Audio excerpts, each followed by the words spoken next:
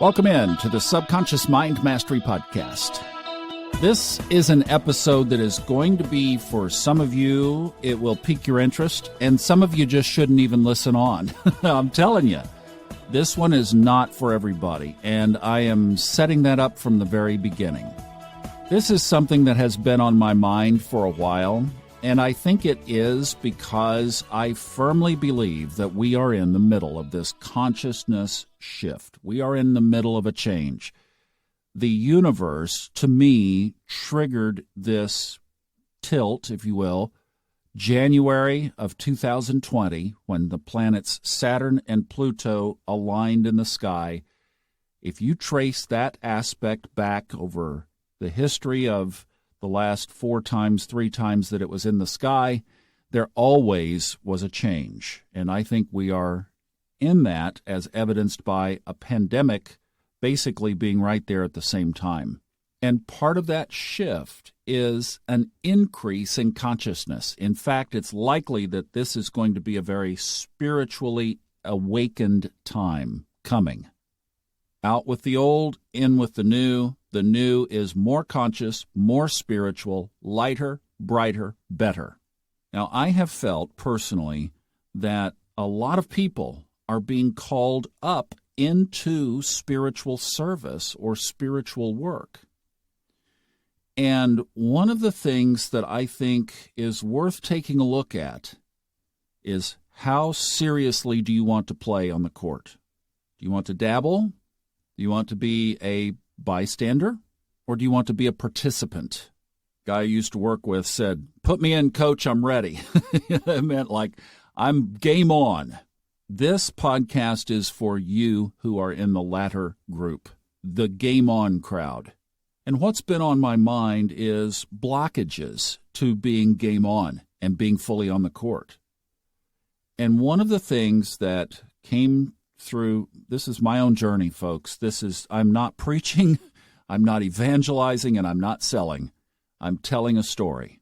I'm telling a story of a benefit that I have had personally, and our guest today has had over 3 decades ago, that can increase your effectiveness if you want to be on the court fully. I'm saying it can. I'm not saying it's absolute. I'm saying it is possible. And you already know from the title of the podcast what we're talking about. In 2018, I decided that alcohol would be in my past.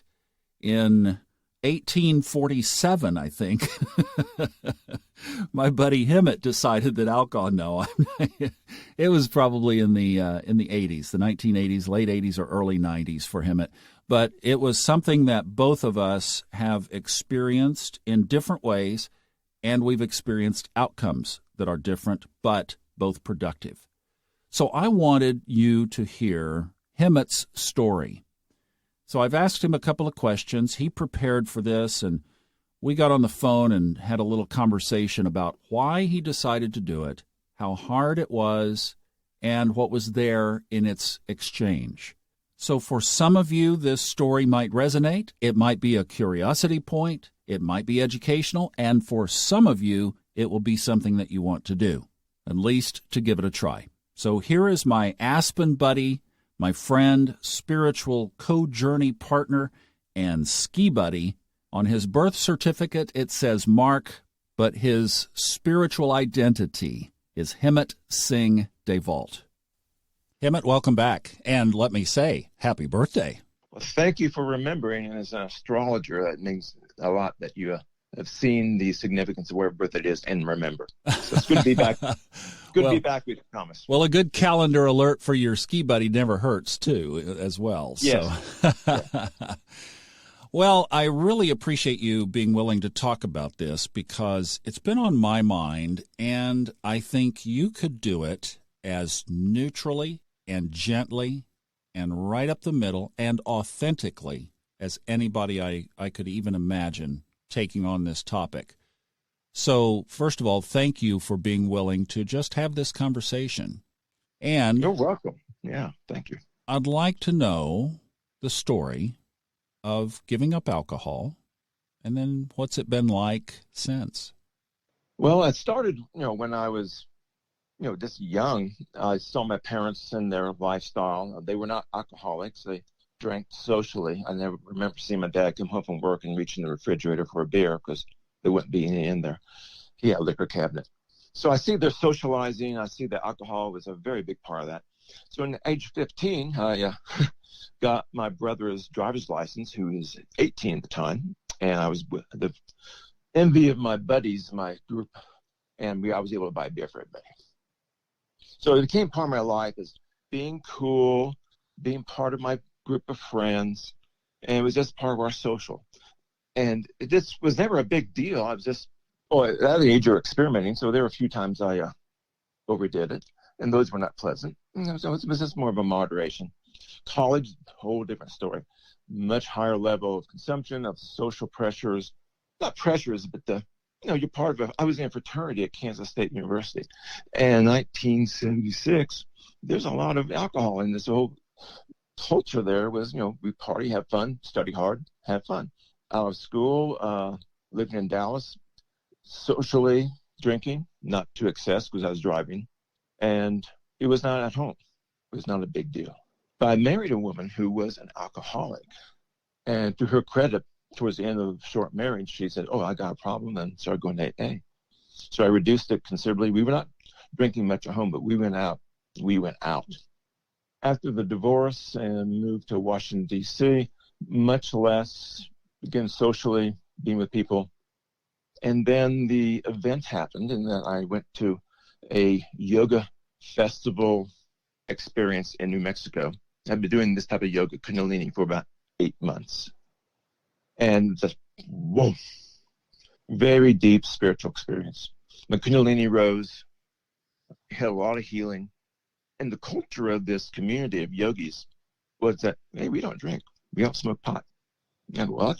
And the reason was it just interferes with this practice. It would diminish the experience I just had. So I returned back to D.C. and just drank almost never. The pot, I think I just finished up what I had, what little it was. And by fall of 1991, I said, I'll just stop. And part of it was I was doing this morning yoga, this sadhana. And the mornings after, being out with my friends, just a beer or two at the most. It just wasn't the same. A little fuzzy. The deeper experience was not there. So in fall of 91, I was like, this is an easy choice. I chose. Was it hard to give it up? I confess it was not. It seemed to be, when I made the decision, it was gradual over like 3 months of trial and error with the drinking and the yoga. And okay, this is just, it wasn't so much like a 90-day challenge or like, let's do this for a while. So it was like, okay, I choose not to. I just made a very concise, I don't think I ever had the consciousness of, I'll never have another drink again. It was just like, I'm stopping. The pot was a little more, I'm going to miss that. And my pot experiences were typically alone. I would go to the movies. I would stay home with headphones on, just chilling out to music. And that was really what I did pot for. I didn't come home, get stoned just to sort through my mail and do cooking and stuff. So I was kind of missing that a little bit. But then it was like the effects of marijuana in the yoga practice are so much worse than what alcohol is. It's like easy choice. Now, that's interesting because a lot of people would argue that pot is less impactive on you, really, than alcohol. I mean, people don't get DUM, yeah, right? But you get a DUA or DUI all the time. So what's the difference there relative to what's going on with the yoga? I'm going to get kind of yogic science on us here. The effect of marijuana on the body, primarily in the body, I'll get to the mind in a moment, in the spine. And the spine is vital to our yoga practice to create that spiritual Waheguru, the undescribable ecstasy of the realization that you're divine, unlimited, and powerful. And what it does to the spine is there's a yogic Ayurvedic term called oja. So that's like the essence of the spinal fluid.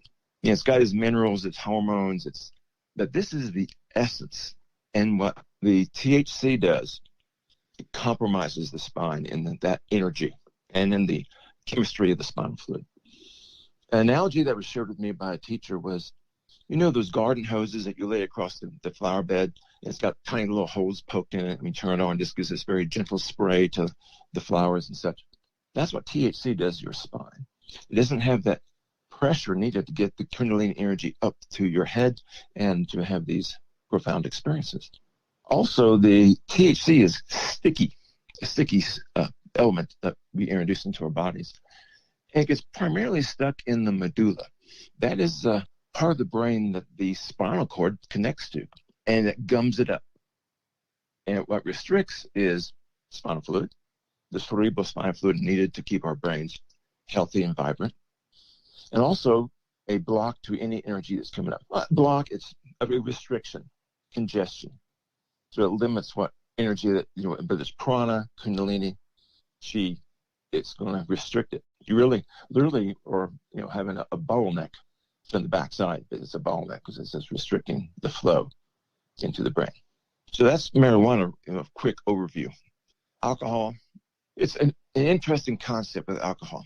It produces dopamine, a glandular secretion that makes us feel good. That seems pretty obvious, people who drink. Well, yeah, have a glass of wine, be with friends, and part of the dopamine comes from the social interaction or the event of having a beverage. So that creates that buzz. Oh, yeah, things are great. The catch is it also produces hormones from the glands that depress us, that slow us down, that limits our brain neurological activity. So it's not a very good balance. Dopamine by itself is like what mass and advertisers have perfected to create an image like, ooh, I want that. That's going to bring me pleasure to buy that product and use that service. And the glands that create the slowing down, they go by the name GABA, which reduces the energy levels.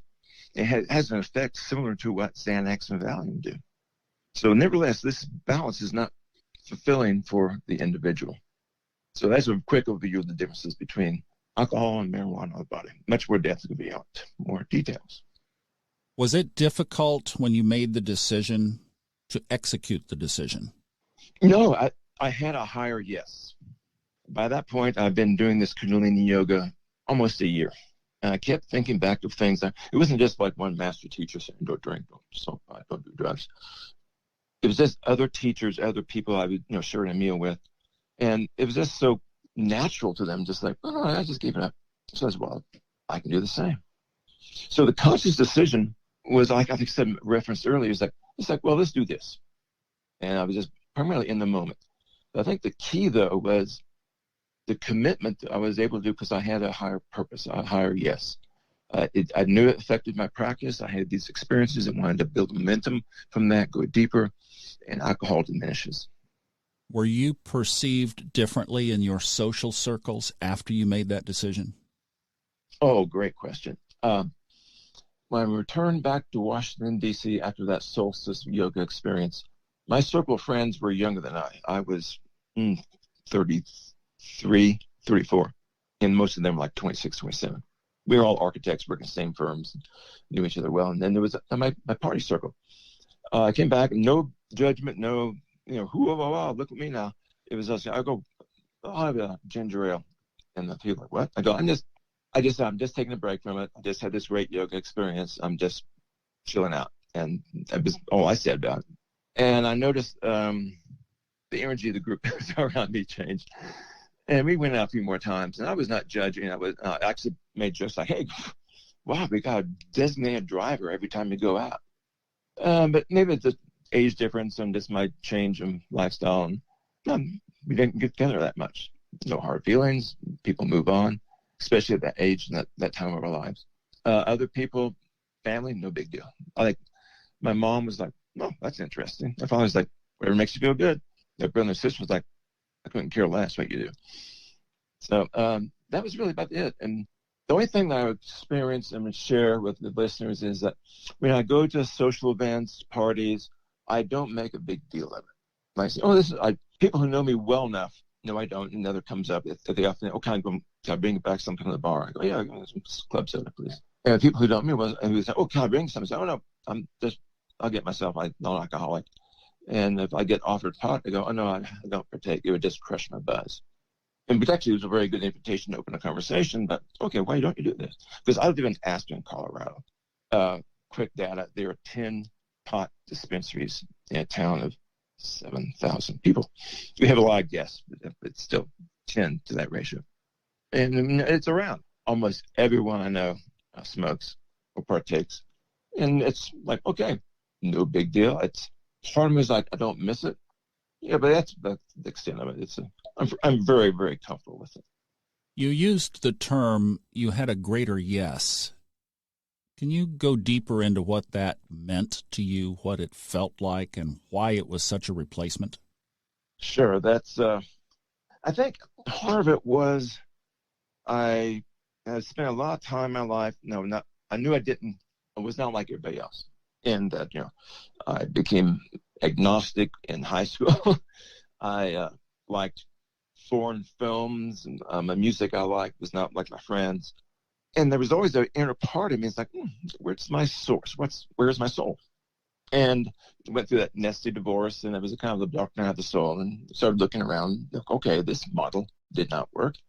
And I started checking into meditation, new age thought, not so much techniques, but thought, but mostly the meditation. I would meditate before going to work.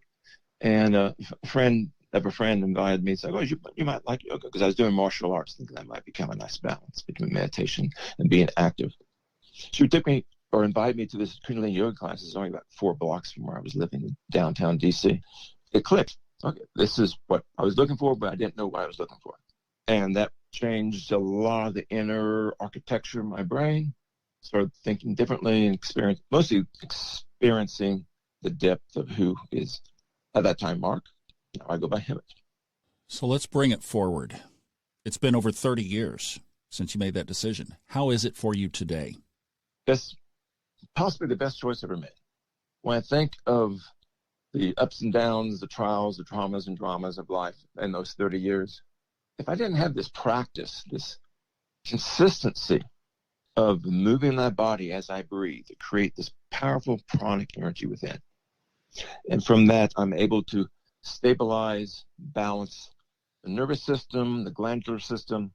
My mind can get into that quiet space, and I'm able to meditate deeply, which is essentially what yoga is. It's a preparation to the body and mind so we can meditate. And in that meditation, you're experiencing the depth, the width, the infinite that is you. And doing that consistently kept me afloat. The rudder of the sailboat is steady and strong, whatever the weather or state of the sea. And it just gave me the peace and calm of knowing that there is an infinite divine essence that is who I am. To everyone has that same essence, that divinity. And my thought is, why would I cloud that? Why would I consciously put things into my body that were going to disrupt? And I speak to people about this on this level. I say, I may be doing possibly the most sophisticated, powerful yoga, meditation, spiritual tradition on the planet. Possibly. Why would I do anything to jeopardize that or slow it down, cloud it? So I don't preach. I don't walk around with a billboard on my chest saying we should close the bars. I'm libertarian that way. People can make their choices. I just made my choice. It becomes really just a personal decision, doesn't it? Yeah, it's personal, and also there is possibly a karma. Saying, you've been doing this for a long time. Try it this way. There is a community of people very similar to me in that whether they're doing qigong, prayer, hatha yoga, and they're like, this is a very nice thing I'm doing here. I don't want to cloud up either. And then there's a few I've met, and that was really refreshing. Yourself included, Thomas. So, I don't think this is really right for me right now. I'm going to take a break. And that break is still. I have a colleague I know in town, and he just said, I think I've been drinking too much. I'm just going to stop. Dumped into him the other day skiing. But, hey, I haven't seen you in a while. What's going on? How's it? Well, occasionally I have a sip, but, it's fine. So there's many routes to that choice, many yeses. This is a very important question, too, and one that I think you've done a very good job with.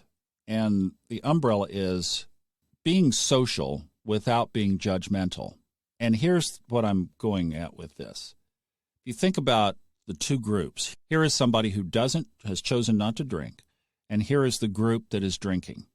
Drinking obviously changes your state. So as the state changes of the people who are drinking, it's kind of a divergence that happens with both groups, because the group looks over at the person who is not drinking and they think, well, you're weird, or your state isn't changing, so you're a fuddy-duddy. And the person who is not drinking looks over at the group and goes, you guys are becoming obnoxious. Right? So these two perspectives, and really, if you notice, the commonality there is both groups are judging the other. Oh, yes. So how do you do this and not judge?